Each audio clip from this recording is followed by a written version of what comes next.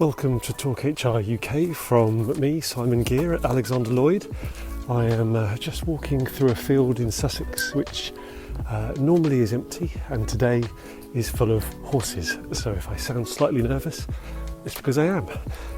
But anyway, this is Season 2, Episode 10, and today we're covering the topic of increasing the visibility of mental health, first aid and wellbeing in a hybrid working environment. Now, joining me for today's podcast is Carrie Kebble. Carrie is the Employee Experience, Wellbeing and Inclusion Partner at Thales, our friends over in Crawley. Now, we had a very open and honest conversation around a number of areas, particularly around Carrie's career got her to this role, her career journey, where she started and how she ended up in this quite specialist area of HR, and how she and the mental health first aid team at Thales tackled the issues presented by the pandemic and hybrid working. So hopefully you'll enjoy this, find some useful information in it, and I will see you at the end of the podcast. Hello everyone, welcome to Talk HR UK, our first episode of 2022 on a lovely sunny day, so bright that the sun is streaming through the window and I'm squinting, so apologies. Today I'm delighted to be joined by Carrie Kebble. Hello Carrie. Hi. Great to see you today. Thank you for joining us. So to introduce Carrie, Carrie is the partner for employee experience, wellbeing and inclusion at our old friends Thales, based in Crawley, but with a national and global presence. I've known Carrie a long time, very long time. And the reason we wanted to connect today, I suppose, was Carrie's led quite an interesting career through to where she is now, and I'm particularly interested in what she's doing currently and how she got there. So if I sort of explain that journey briefly for the listeners and viewers, Carrie, then I'll pass over to you. So I met Carrie working similar role to myself in talent acquisition. Carrie then moved into Thales, as I recall, where, again, internal talent acquisition, and then very interestingly, you did head up the training business for some time, as I recall. You were running that area of Thales, which I know was very long established. Anyway, this drift towards more central HR continues. And then last year, I caught up with Carrie and she was starting to explain her new role to me, which I thought sounded really interesting, hence today. So Carrie, explain the concept of and the context, I suppose, of your new role at Thales and what it involves for us. Yeah, thank you. You're right. We have known each other a while, and dare I drop in, the year 2005 rings a bell. So is it that long? Yeah, it's been a journey, hasn't it? I'm sorry. So, apology accepted. But yeah, I guess it has been an interesting route for me, really, from external talent acquisition and internally within Thales, I've been very fortunate to have a lot of opportunities to move around within the business. And as you say, I headed up the learning team within the external training business, and a few other changes since then. But I moved into this role back in April last year. So I can't believe we're coming up to a year in it already. Wow. But the role is quite interesting. It is very diverse by nature. I think what is interesting is that, as well as employee experience, it pulls in all elements, including the need to affect change in attitudes and behaviours, and actually anything that impacts on employees' ability to feel like their whole selves or be their whole selves within the workplace. So it really does look at all of those moments that matter to employees. It could be pivotal work moments, pivotal personal moments, and how we work with them to make those experiences better. It's quite eclectic. As a team, we're looking at all sorts of things at the moment in terms of improving policies, procedures, and actually bringing them to life more and making them more personal, rather than just templated documents that mean nothing until they're needed to apply to a certain situation. We're looking at the process right from onboarding new employees to unplanned absences or planned absences. What is their experience of those areas? And I'm really fortunate in that I get to sort of lead on an area that I'm really passionate about, which is wellbeing.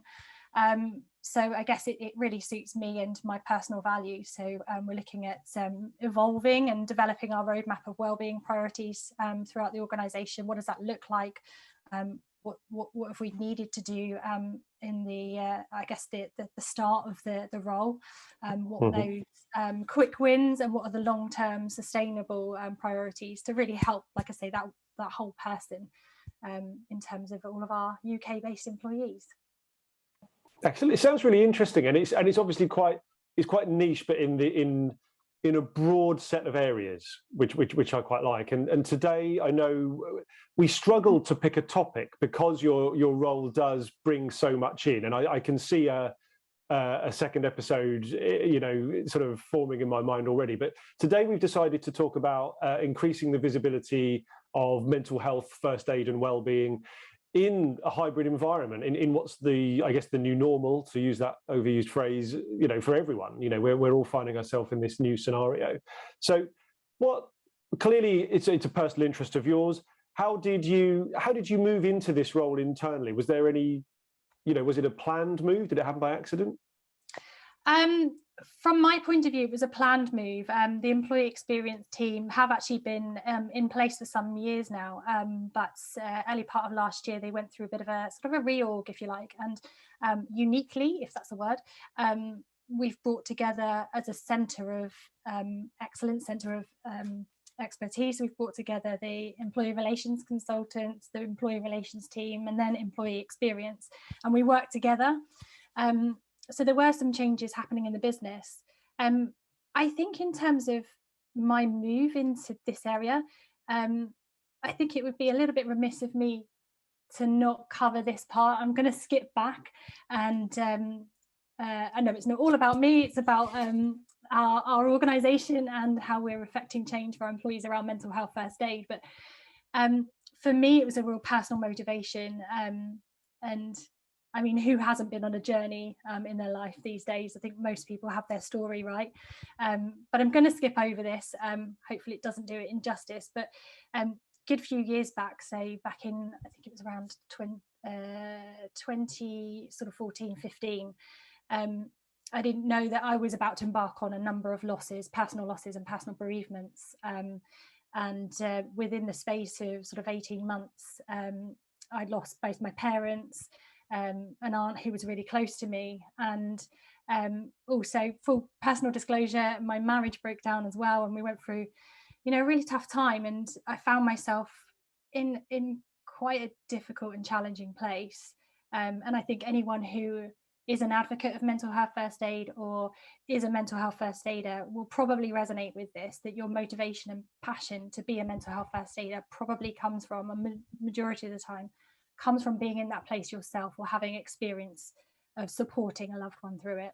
So I think that was probably the root of my journey. I spent a couple of years, suffering silently with depression myself, through all those personal losses, and had to work really hard to sort of rebuild, and find a bit of self-actualization, really. And it was in 2019.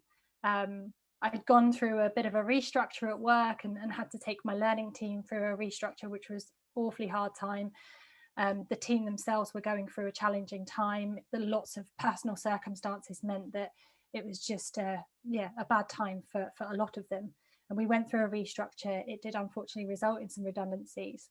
And at the point of which that ended, our VP of HR, who was also a mentor of mine at the time, Lynn Watson, she's still with the business now, hugely people-centric. She gave me the opportunity to take a sabbatical after that time. And I can thankfully say that I'd worked hard to get myself to a good place again. I was feeling relatively well. So I decided to take myself off traveling on my own for 6 weeks, which was a huge challenge for me. It was only 6 weeks, but it was huge. I'd worked hard to build my connections and build a lovely kind of adopted family for myself. And it felt kind of alien to be going all those 1,000 miles away for 6 weeks and to spend time on my own.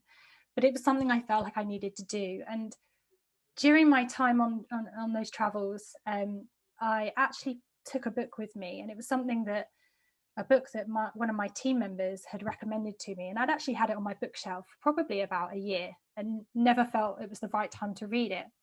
So while I was traveling, I read this book, and it's The Choice by Edith Eger. Highly recommend it to anyone if you're a reader. And I think for me, that fundamentally changed my whole context on life in terms of the challenges and the battles I've been through, and my personal story, and what I was going to do with that. Like, how was I going to actually make something interesting happen, or do something for myself? But I think what I come to realize through reading Edith's story, and it was very humbling because she was a survivor of Auschwitz, if anyone hasn't read it, and you think the comparative stories, her surviving Auschwitz, the horrible atrocities she went through, and me thinking, you know, as tragic as my experience was, it's not comparable, it's not the same context. But her story is so lovely because what she explains is that actually no one person's story is harder or worse or easier than the other. It's the context of the life you live. And that book spoke to me so much that it made me reevaluate what was I doing? What was I going to do with my life, my career? How was I going to make the best of myself? And I got researching into post-traumatic growth, and like I say, that lovely self-actualization of, actually, I think I've come through it with a greater sense of who I am. So that for me sparked a passion for, you know, being there to actually, if I can make just a small proportion of the people that I contact, if I can do something to make their lives easier, and if I can do that in a work context, that's amazing.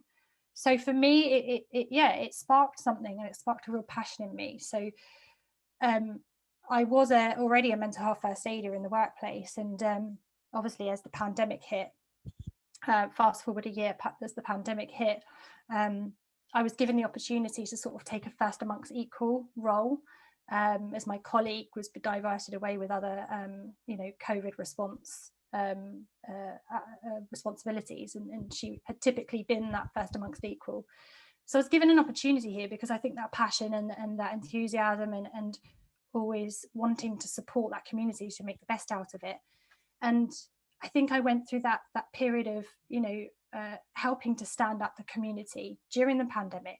What can we do for our employees to make this a more palatable journey? Like, how can we make things easier? How can we signpost? How can we help connect people better? Because it was new for everyone, right? Like, we didn't know what the hell was about to happen, and we didn't know how it was going to change our world and how long it was going to be here for. So I did a load of work with the mental health first aid community, and I think from my work there, it kind of just spiraled, and I became a point of contact for all things wellbeing and mental health first aid, particularly delivering workshops, delivering sharing sessions. I ran a series throughout April and May of I think we called it Let's Share. I think they've the business have rebranded it now, but it was Let's Share. It was just, let's get on the call, open it up to all employees. We'll have a few mental health first aiders on the call, and we'll have somebody who's an expert in that topic, whether it be how to spot signs of distress in colleagues and loved ones, or how to keep yourself well, or for people managers, how to be there for your employees, but most importantly, be there for yourself. And we ran a series of these sessions, and the work was, for me, it was very purposeful, and it led to me writing a bit of a guide, which is now used still on our intranet, for 7 steps to staying well from home. And just very fortunate, and the business sort of allowed me to run with it. We recognized a need for this in the business. And, with the pandemic, it was went up the list of priorities. And I think many organizations will recognize, it's mental health first aid is a priority for many organizations. But I think the last 2 years have made it, escalate through the list of priorities. So, And I think over the summer of 2020, I was getting contacted more and more, and I could see more of a need and more of a demand. So I was chatting to one of our directors, now subsequently my boss, and just sort of reflected in him, this is what I'm seeing from the business, this is what I think we need. I think we've got some risk with our mental health first aiders. We've got many of them that have had refresher training, but many haven't. And we need to be able to allow them a platform to reach out to each other, to connect with employees, because actually I've got my lanyard here. We're walking around the office with these lanyards showing you're a mental health first aider, but in a hybrid and everyone locked up from home, like you can't see where the first aiders are. If you need to reach out for help, there's no visibility. So we looked at, how can we increase the visibility? And now hybrid working is here to stay. I think it's safe to say. So yeah, that was something that we needed to look at in terms of the sustainability. How do we embed that in our culture? How do we make this community of individuals accessible? So in the interim, we set up a central inbox. We made sure it's publicised, that people could reach out, and there would be anonymous support provided. Somebody from the team would contact you back if you contact the inbox. But we just knew there was more needed to be done, and there was more in terms of, and then it led into sort of psychological safety. How do we look at, ensuring that the teams were supported in the way that they were needed? I was getting contacted by colleagues saying, can you run a wellbeing session for this team? We've got signs of stress. Are you able to, run a coaching session for these managers? Because we're not sure how to support, we're not sure how to approach a conversation. So yeah, having a conversation with our my director and just said to him, this is the burning need that I'm seeing, and coincided very nicely with the restructure. And he shared with me, we're looking at bringing this function together, and if you're interested, let's have a conversation. And about this time last year, I was given the opportunity to apply for the role, and thankfully was successful. And it's coincided very nicely, because as part of that, the book I read and my, what's my purpose? What am I going to do? I also decided to start studying psychology part-time through a master's online study. So that's actually really helped me add to the, understanding people and understanding, the cognition and, how people's minds and how the behaviors, how people interact. So it's given me a really lovely opportunity to bring all that together and now do it for a job. So it's amazing, and your passion for it comes across. I mean, there's a lot to say in response to that. Clearly, it's great that the organisation you work for recognised the need to change how they looked after people in what's been a difficult time for everyone. Obviously, thank you for your honesty. real honesty about your story. I know, obviously, we've known each other a long time, and I'm aware you've had some awful times, and yeah, I've had to do an awful lot of soul searching and rethinking about life, really, don't we? To refocus. And what's amazing is that, I mean, I've been in touch with Carrie more recently and seen what a positive individual you are, and how you've, in some ways, that the best possible outcome, I suppose, is that your personal passion ties in really wonderfully with what your organisation is trying to do, and you've been able to move across into that field. So that's excellent. So yeah, no worries. And I think it's important, like I say, I know everyone's had their story and everyone's had their challenges, but and it's lovely to see that people feel more confident in sharing that. We've had some really lovely examples of our own employees opening up and sharing their personal struggles. You've only got to go on LinkedIn now, and you've got people sharing that. And I think it's nice, because it means that there is authenticity in it, and it's encouraging people to share that vulnerability. And I think it's important to, if you're going to be a real advocate of mental health first aid and well-being, you've got to be authentic with it, right? Completely. No, I completely agree. It's great to hear. So, well, that explains how we got here, if you like, in terms of the role and the project. So you've already mentioned a few things that, as a result of hybrid working, weren't as effective as they previously had been, in terms of how you look at mental health first aid in the workforce, in the workplace, what is and isn't working. I mean, so how did you and the team decide to create this project and I guess improve cohesion, really, in the new environment that we're enduring now? Yeah, I think it was something that I don't want to use the word quick win, but it was something that was an obvious first target when I moved into the role, because I'd been, obviously, as I say, doing some work with the first aid community.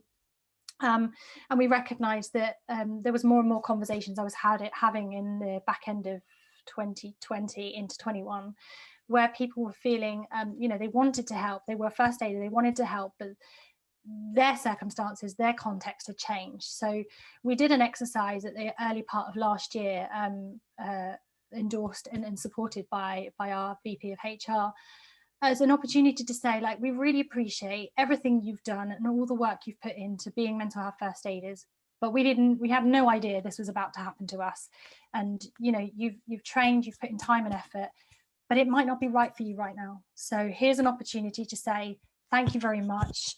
Wholeheartedly, we appreciate everything you've done. Do you want to opt in or opt out? So we gave people the opportunity to do that last year. And I think that for me was quite pivotal, because in the conversations and the contact we were getting back from the people, whether they were opting in or opting out, what I saw was some really lovely examples and very humbling examples of genuine helping behaviour on behalf of our mental health first aiders. And for me, perfect timing. It was a point I was studying social psychology in my master's as well. So for me, it got me thinking about, that helping behaviour, altruism, and how individuals operate within groups and how they identify and who is a group and who's an individual and who are just a collective of people. And I think what I saw through that was that lots of individual examples of people doing what they could and supporting where they could and wanting to do the right thing, but they were acting as individuals and not as a collective, cohesive group.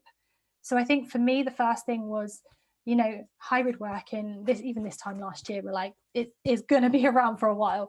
We need to do something to enable this group of employees to feel like they were part of a collective. And I came across a lovely term in my studies called entertativity. I was worried I was going to get that wrong, actually. Very good. Thank you. And it was the description, for anyone that doesn't know, it's a description of a group of people that interact often, that feel that the group is important to them. They share the common goals, and they recognize that they are important in individual ways. And I felt then it was like, here's a problem statement. These people aren't acting as a collective whole. They recognize that the mental health first aid group is important, but they don't quite yet see or understand how it's connected. So when I moved into the role, thankfully endorsed by my boss, our director, he recognized, yes, let's do something on this. So I think the first focus for me was, let's run a series of workshops. Let's open up a space for them to talk, get together.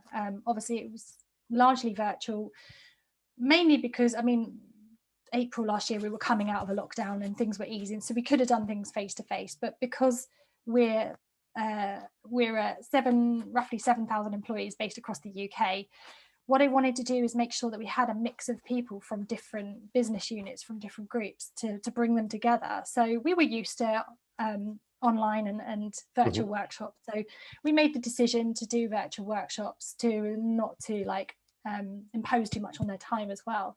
So we ran a series of virtual workshops and brought to them the problem statement of, actually, by the way, listening to one of the previous podcasts around, I think it was Steph, talked about agile working. Oh, from HSBC, yeah. And agile HR.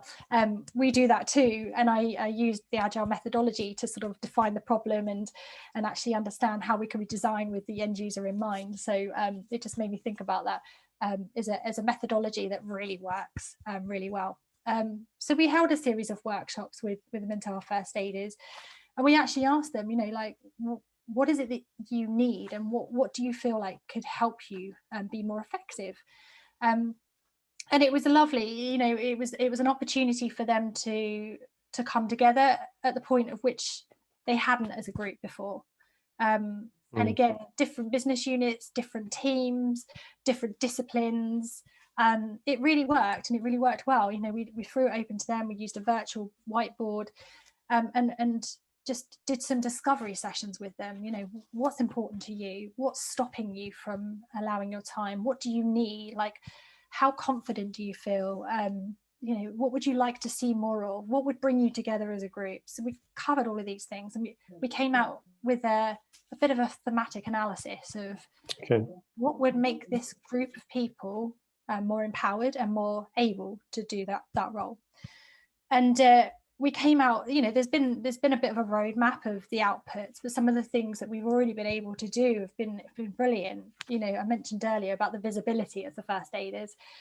The inbox is great, but my concern, and it was shared by the team, we weren't getting a huge amount of people reaching out through the inbox. And I think there's a lovely element to that being anonymous. So there's a bit of comfort and, security in that. But I think it was too anonymous for people to say, I want to reach out. So I think we had to make ourselves known and make ourselves seen.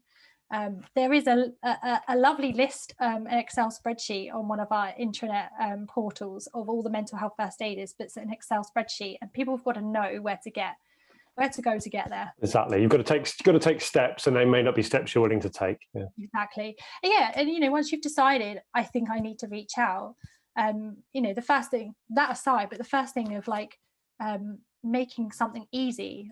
I've done a lot of research into sort of habit forming, and you've got to reduce the friction. So what can we do to reduce the friction? And I noticed it took 7 clicks on our internet system. If you knew where you were going, it took 7 clicks to get to that list. Once you've got to that list, you're calling a number. You don't know who to call on that list. You're calling a number. It's an unknown. So actually what we did was, let's make it easier. Let's reduce the friction.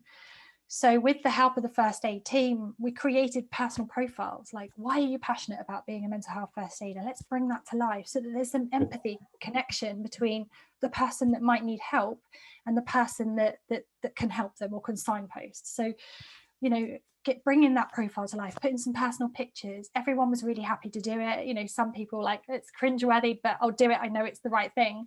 So we created personal profiles with a little bit about them. Why am I passionate to be a first aider? And we made them available on our intranet. And we've got a button that they can click through, which makes it easier to get straight there. And we also send the link out on all the comms we do around mental health first aid and well-being. We always include the link now. So with bringing those profiles to life was really, really beneficial, and it meant that they could see the person they were calling, and they could scroll through, see which site, if they wanted somebody on site that was a site same as them, or if they felt another site was probably a safer space for them, and they could choose that person. Maybe they've gone through a similar struggle to me. I can create empathy. I can connect with that person. They'll know what I'm going through. So I think that was a really powerful thing that we were able to do, and I was really, really pleased to get that out there. One of the other things, it seemed really simple, but it was a bit of a blocker. The first aiders, like any engineering construction organisation, we have a lot of direct bookers, so they are booking to projects. Right. So all their time needs to be accounted for. So if they are taking time off to provide signposting for somebody on mental health first aid, they have to record that time. And it was being a blocker. It was proving to be inhibitor for them to say, I really don't know where to book this time to, and I want to, but I've got X number of hours to make up. Day job as well, and yeah, it's hard. Exactly. The altruism, the helping behaviour is there, but again, it's friction. So we had a look, and we, with the help of some great contacts in finance, some of them are mental health first aiders, pulling on those levers, we were able to create a UK-wide booking code for mental health first aid to say, do you know what, just book to this, here's the code, it's been approved, go and help, go and signpost. So that was a real a nice area to be able to lift for them. And creating a shared space as well, because I think, as I mentioned, there were so many lovely examples of people helping, and to the extent of what they've been through, they shared those examples. But I was saying, are we helping each other? Like, it's that phrase, isn't it? Put your own gas mask on first. And one of my favorite phrases is, you can't serve from an empty bowl. I love that phrase. I say it so much. My partner will be fed up of hearing me say it. But it's so true. You've got to feel well in yourself before you can help somebody else. And if we're having to deal with individual calls that may be triggering us, or, it might be that the first aiders having an off day, but they've been contacted because their name's up there.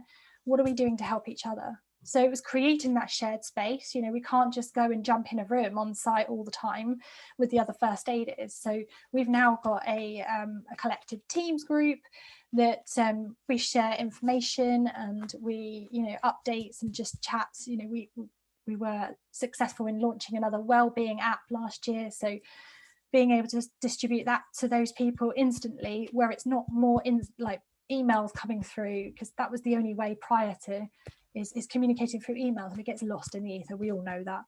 So having that shared group on Teams, you know, it's been lovely seeing some people going, you know, I'm on site here, if anyone needs to reach out, how are you all getting on? And you're starting to see those conversations naturally form, so that no longer where I once saw a situation, you know, back in 2020, if I stepped away from the group, would they operate and engage on their own?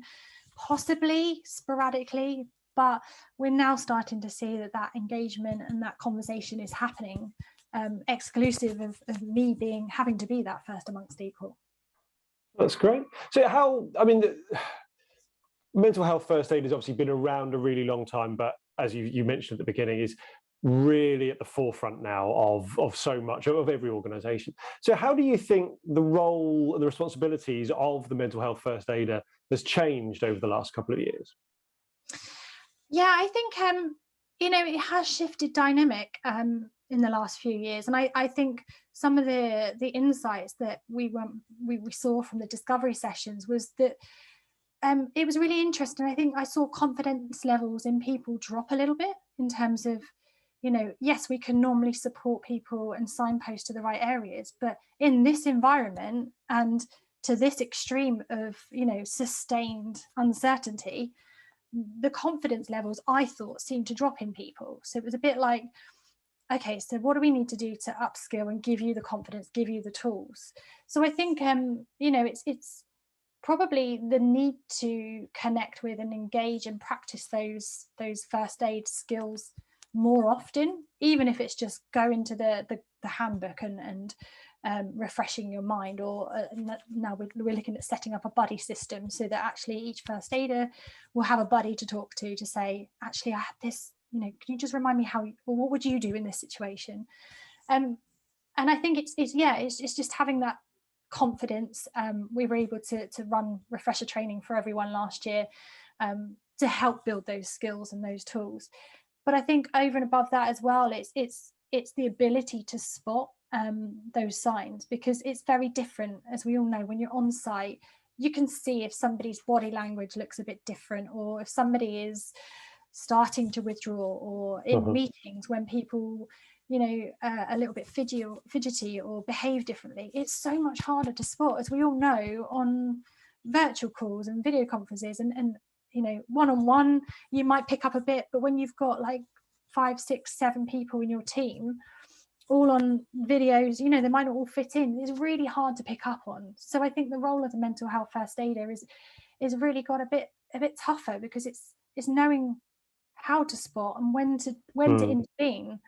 And you know, some people might not leave their house for days on end, and you don't know, and you know, that might be their comfortable place and they're quite happy with it, but you know, how can you spot that as a first aider? So I think there's that element as well. It's knowing what does that look like in the virtual community, and also I think the need for coaching skills more often, because we're seeing, again, for the discovery sessions and the sort of individual conversations I'm having with our first aiders, it's, you know, I'm getting asked a lot about, you know, from line managers, what do I do? How do I spot this? You know, I think this person's been behaving differently, but I don't know how to approach the conversation now.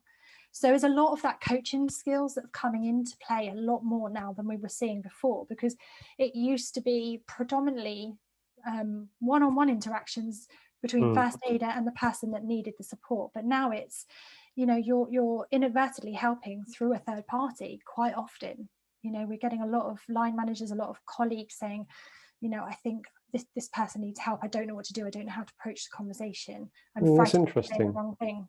So I didn't realise that, actually. So that you're seeing far more managers do the right thing, obviously, and sort of perhaps, almost behind the scenes suggest broker the meeting almost. Yeah.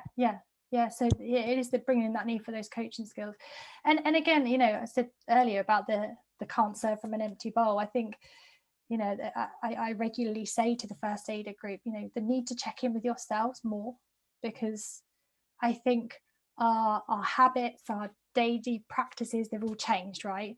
So the things that we used to do that keep us balanced have changed context, have changed form. And we've probably all found our groove with that to some extent now. Sometimes it goes out the window. I was just saying the other day, the things that we used to do really well, myself and my partner, we used to read a lot, we used to do a lot of mindfulness, and for some reason over the last couple of months that's dropped by the wayside. So it's checking in with yourself more often to say, am I doing the things that I need to keep me well? Because I might feel well today, but actually the impacts of not doing those things now, I might feel in 3 weeks time, 4 weeks time. So Exactly. So the need to check in with themselves more often, I think, is more pertinent.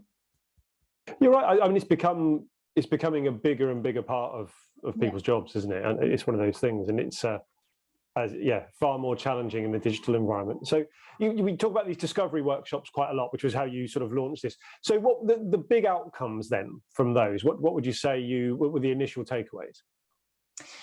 Like I said, I think the key thing was increasing the visibility of who these people were in a hybrid world and actually bringing them to life. And you know what, it's, dare I say it, there have been positives, haven't there, of the pandemic. I think we've all seen, it's given us that new focus. And I don't think any of us realized, having a list of names and numbers on an Excel spreadsheet, that was never going to be good enough. So it's just brought that to life. So bringing more personality and bringing that visibility was a good thing anyway, let alone in a hybrid environment. And I think also, you know what, this is still work in progress. I'm not going to claim that it's fixed, but having that shared community and that shared group, we definitely do interact more. And I think I said earlier, it's not quite there. I wouldn't say we're experiencing complete entertativity, but we're getting there. It's small steps, it's incremental, right? When we talk about the agile, it's MVP plus iterative. So we're going through those iterations.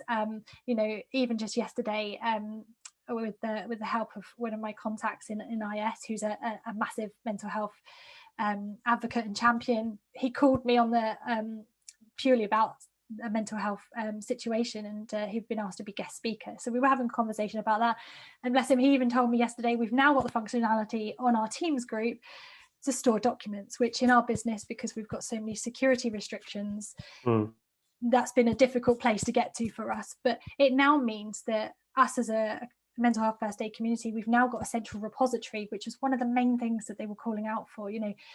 I'm happy to go and give talks, and I'm happy to be part of wellbeing sessions, but I don't know how to create documentation, I don't know how to create presentations. And yet we've got people in that community who say, I've got one that I use all the time.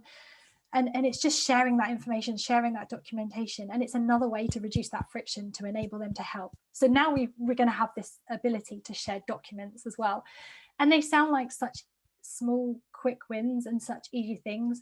Individually they're probably not huge, but collectively they make a big difference. And like I say, the buddy system as well, it's just having that buddy to go to know if I've had a hard call, I just need to download, I've got my person to go to, or even just reaching out in the Teams group. And the other thing we're looking at as well, which is still work in progress, which is actually having, enhancing technology even more. Mental Health First Aid England have got an amazing app that you can use as a mental health first aider, which helps us to recognize the usage. I'm trying to avoid the word tracking because it sounds big brotherish, and that's not what mental health first aid's about. From a point of view of, have we got the right ratios? Do we have enough mental health first aid trained individuals versus the amount that they're being used? Because we don't know that at the moment. Whereas if we're looking at exploring this app, it enables us to see, actually we're getting more content. We've got a population here of first aiders that are supporting more than their ratio states that is comfortable. We need to inject more people here, or we need to reach out and make sure that those people are okay. So the use of MI and data in this type of environment is really positive. So I think And that was born from the discovery workshops as well, you know, understanding some people saying I'm inundated and others going, I really haven't had anything and I want to help. Everyone seems happy. Exactly. Yeah, there's no problems. We've got no issues. So it's about managing that load and managing the spread. And I think, you know, tools, analytics, it's going to really help us do that. So I think that's another positive to come from it.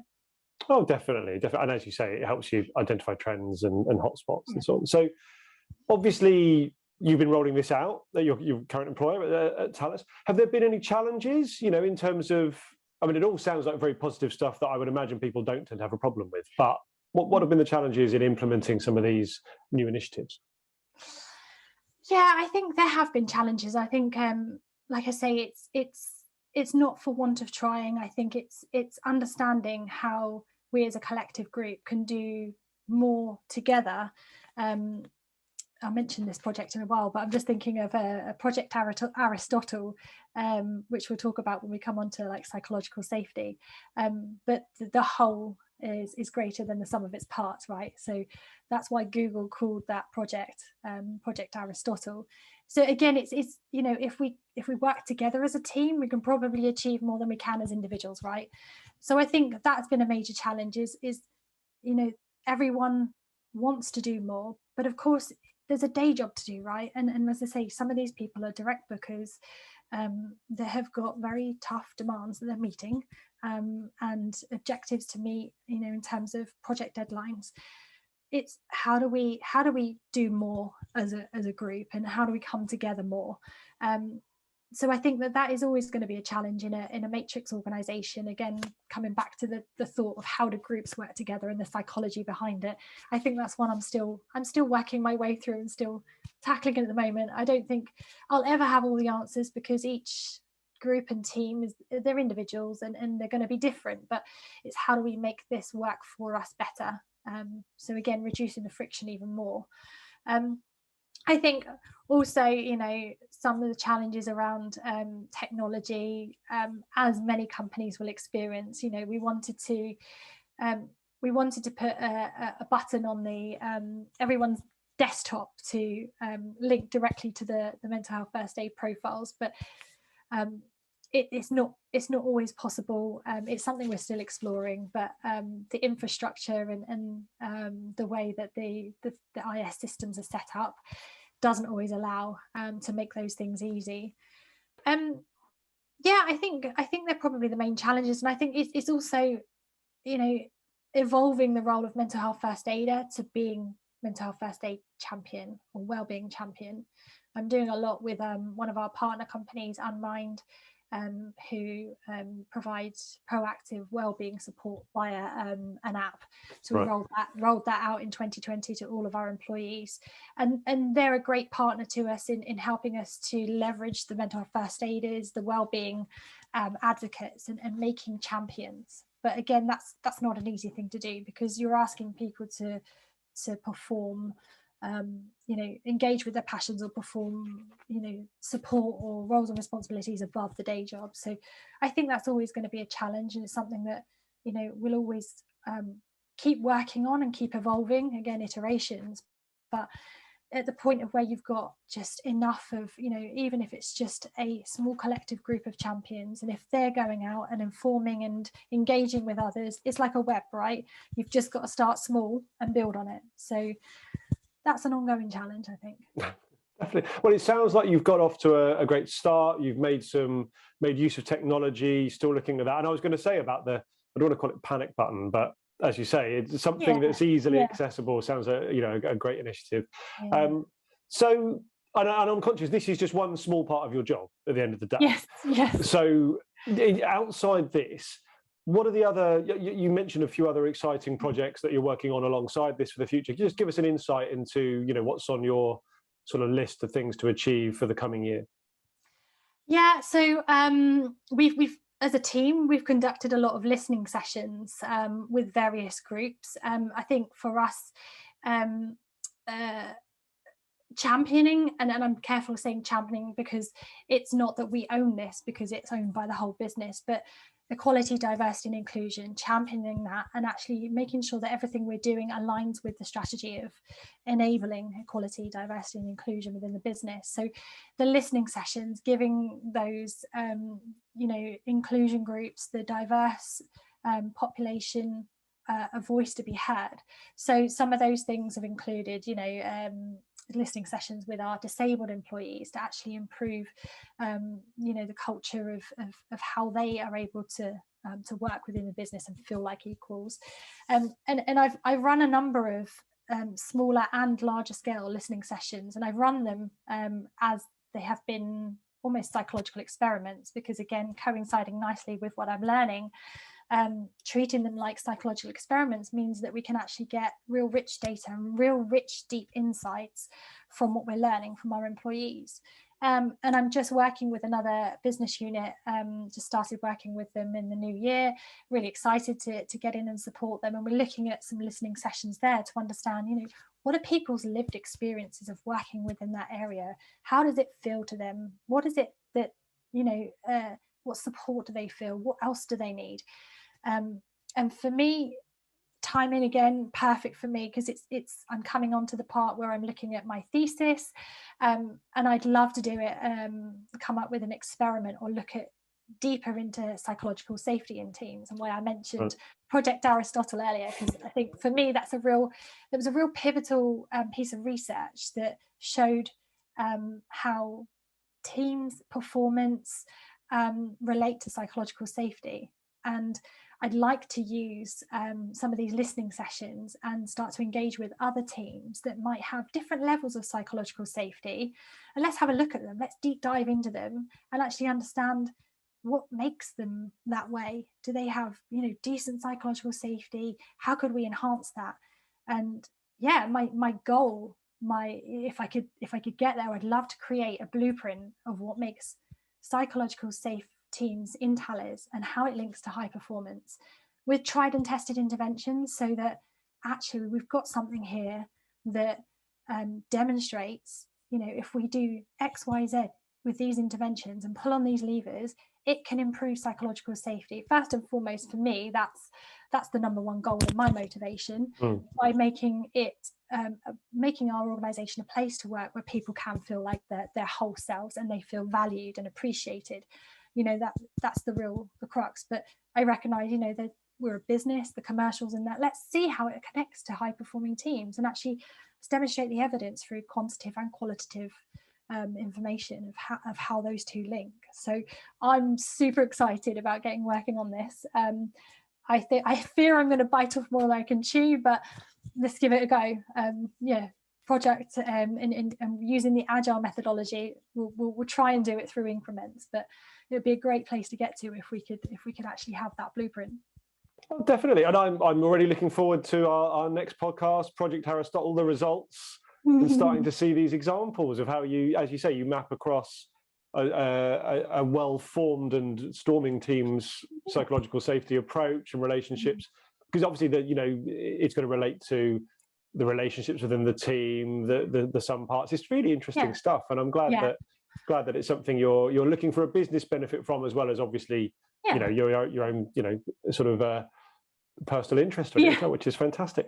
But hey, look, thank you so much for giving us time. I just thought it'd be really a great way to start the year. I mean, mental health is only going to continue to build. Organizations are going to need to continue to improve and develop their approach to mental health, and there's a lot of businesses, you can invest in a technological answer which is so much better than nothing, but then there's implementing the mental health first aiders, and these are real people with jobs to do. How do we bring them together? How can they be more proactive in the digital environment? All great great initiatives that you're testing for all of us, really, which is wonderful. Exciting time. Thank you for letting me talk about it. It's been quite cathartic thinking about what we've done in the past 9 months already, so thank you for that opportunity as well. No, our pleasure. Hey, Carrie, thank you so much for giving up your time. It's always a pleasure to talk, and thank you for being so honest and open with us about your own story and very much what you're doing in this new role. obviously, like I say, we look forward to the sequel, probably in about a year, I guess. Yeah. So, but we'll keep in touch between them. But I'm sure I'll have a few more grey hairs by then as well. I think I'm winning there. Hey, all the best. Thanks a lot, Carrie. Thanks, Speak to you Simon. soon. Bye. Thanks for listening, everyone, and watching, either or.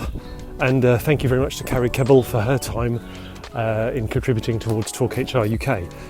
All previous episodes are available, as always, on the Alexander Lloyd YouTube channel, or to listen to on Apple Podcasts or Spotify, Google Podcasts, and no doubt I'll be posting this all over my LinkedIn page, so you'll find it. Anyway, if you do enjoy the episodes, please do like and subscribe. There are many more to come. As always, I've been Simon Geere from the Alexander Lloyd HR Recruitment team, and I'll see you next time. Many thanks.